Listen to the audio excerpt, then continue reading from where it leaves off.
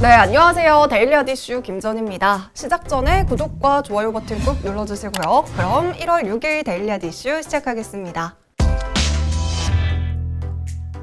먼저 국내외 크고 작은 이슈를 알아보는 오늘의 테마 스케줄입니다. 먼저 첫 번째 스케줄은 유럽의약품청의 모더나 코로나19 백신 심사회의 개최입니다. 원래는 현지 시간으로 1월 12일에 개최될 예정이었지만요. 코로나19 누적 사망자가 많이 나오면서 일정을 앞당겼습니다. 네, 두 번째 스케줄은 대한항공의 아시아나항공 인수를 위한 정관 변경과 관련한 주주총회 예정입니다. 이와 관련해서 유상증자를 위한 주식총수 정관 일부 개정안을 의결할 예정이고요. 정관 제5조 2항에 명시된 주식총수를 2억 5천만 주에서 7억 주로 변경할 계획입니다. 네, 세 번째 스케줄은 기아차의 새로운 로고와 사명 공개입니다. 기아차는 1월 6일 오후 7시 유튜브 채널을 통해서 새로운 로고와 슬로건의 티저 영상을 공개할 예정입니다. 기아차의 새로운 로고와 사명은 과거 기아자동차에서 자동차를 뺀 기아로 알려졌습니다. 네, 지금까지 오늘의 테마 스케줄이었습니다. 네, 오늘 국내 증시는 그야말로 서프라이즈였습니다. 코스피가 개장 직후 사상 처음으로 3천 시대를 열었고요. 코스피 2천에 진입한 지 14년 만의 일입니다. 간밤 미국 증시에서 필라델피아 반도체 지수가 1.94% 상승한 것이 긍정적인 영향을 미친 것으로 풀이되고 있습니다. 코스닥도 989선에서 출발하면서 코스피 1000시대를 눈앞에 두고 있는데요. 개인의 강한 매수세가 증시를 이끌었던 하루였습니다. 네, 그럼 자세한 장마감 지수는 화면으로 살펴보시죠.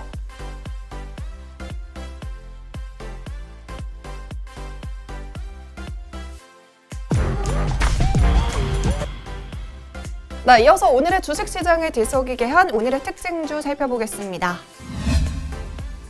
먼저 첫 번째 특징주는 제넨바이오입니다. 이종장기 전문 기업인 제넨바이오가 이 주주가치 제고를 위해 516억 원 규모의 주주 배정 후 실권주 일반 공모 유상증자를 철회한다고 밝혔습니다. 반면에 이 유상증자와 함께 추진했던 보통주 1주당 0.5주를 배정하는 무상증자는 그대로 실시할 예정입니다. 앞서 제넨바이오는 지난해 10월 16일 시설자금과 타 법인증권 취득, 운영자금 확보를 목적으로 유무상증자를 결정한 바 있습니다. 하지만 제넨바이오 측에서는 금융감독원으로부터 증권신고서에 대한 정정신고서 제출을 요구받으면서 유상증자 일정이 연기가 됐고, 이에 따라 사업 목적상 계획된 시설자금 등의 자금 필요 시기와 자금 조달 시기가 불일치해지면서 이 유상증자를 철회하기로 결정했다고 설명했습니다.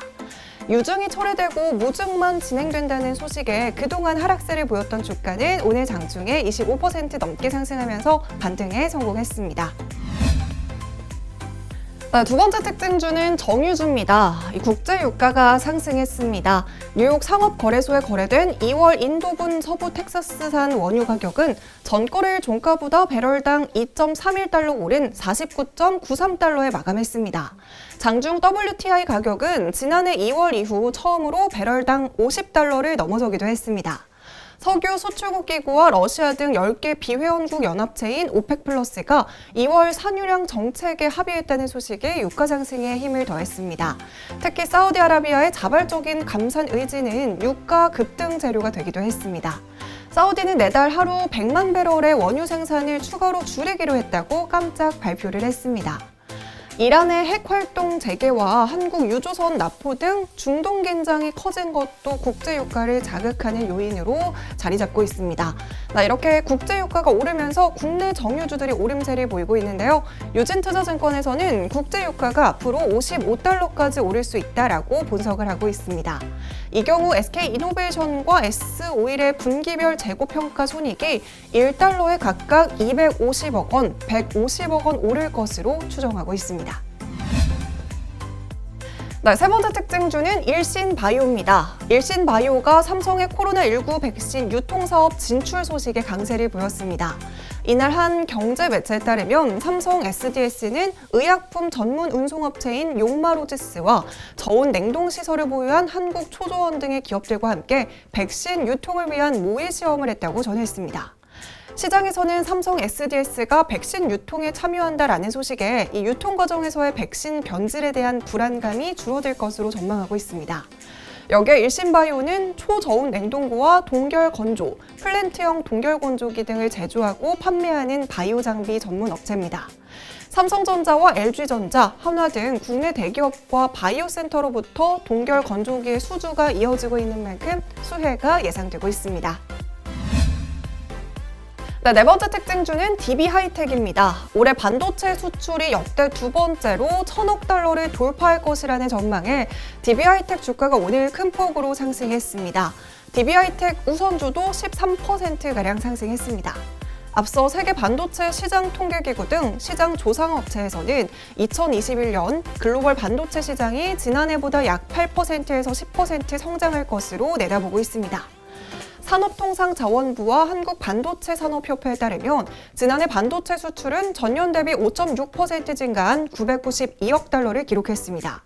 만약 올해 반도체 시장이 10% 성장할 경우 국내 반도체 수출액은 1,000억 달러를 무난히 돌파할 전망입니다. 이에 투자자들은 DB하이텍의 수혜를 기대하고 있습니다. 이 DB하이텍의 IT세트 신제품 출시가 본격화되는 1, 4분기부터 가격 인상이 본격화될 전망이고요. 이미 2021년에 대한 수주를 상당 부분 확보한 상태로 파악되고 있습니다. 이에 따라 지난달 신한금융투자에서는 DB하이텍의 목표 주가를 6만 원으로 상향 조정하기도 했습니다. 네, 다섯 번째 특징주는 인바이오젠입니다. 인바이오젠이 오늘 강세를 보였습니다. 바로 자가진단키트 개발업체인 제노플랜에 100억 원 규모를 투자하면서 2대 주주가 됐다는 소식이 호재로 작용했습니다. 인바이오젠은 최근 공시를 통해 유전자 분석업체 제노플랜의 주식 23만 3,454주를 101억 원 상당에 취득한다고 밝혔습니다. 제노플랜은 타액으로 빠르게 진단할 수 있는 자가 진단 키트를 개발해서 상용화에 성공한 업체입니다. 코에 막대기를 깊게 넣어서 검체를 채취하는 기존 진단 키트 방식과는 다르게 제노플랜의 진단 키트는 불쾌함과 위험성을 없애서 개인이 비대면으로 안전하게 결과를 확인할 수 있도록 개발이 됐는데요. 현재 식품의약품안전처와 유럽 CE 인증, 미국 FDA 승인 절차를 진행 중에 있습니다.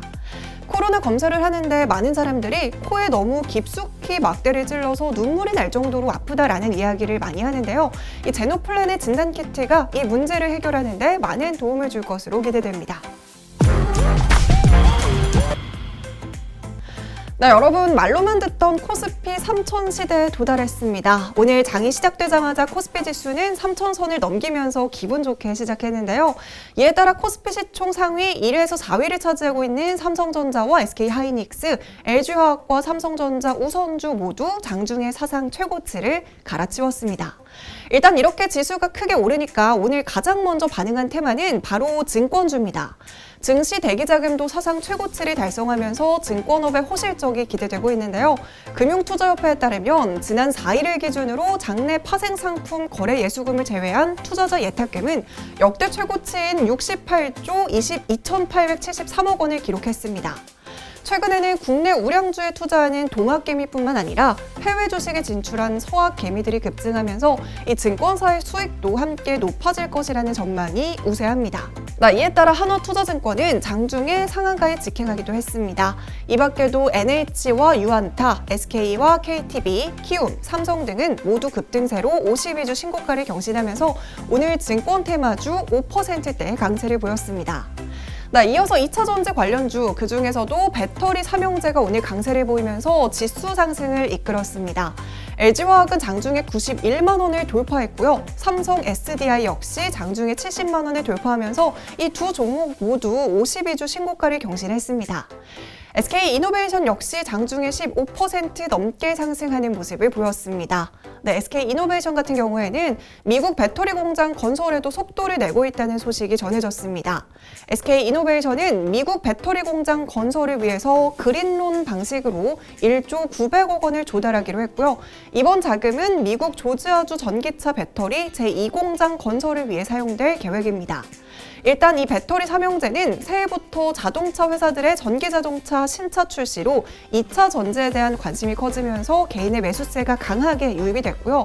반면에 외국인들은 매도세를 나타냈습니다. 증권가에서도 2차 전지 업종이 글로벌 기업 대비 밸류에이션이 디스카운트 요인이 없다라고 판단하기에 매수 관점에 긍정적인 시각이라고 설명하고 있습니다. 카카오 역시 4개월 만에 장중에 40만 원을 돌파했습니다. 코스피 상승에 탄력을 받는 모습인데요.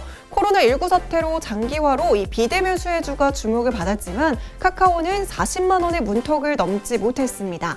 하지만 카카오는 이날 장중에 41만 원까지 오르는 등 오랜만에 40만 원 선을 오가는 모습을 보였습니다. 오늘 대부분 코스피 종목들인 증권과 정유, 제약업체, 반도체와 2차전지 테마들이 움직임을 보였습니다.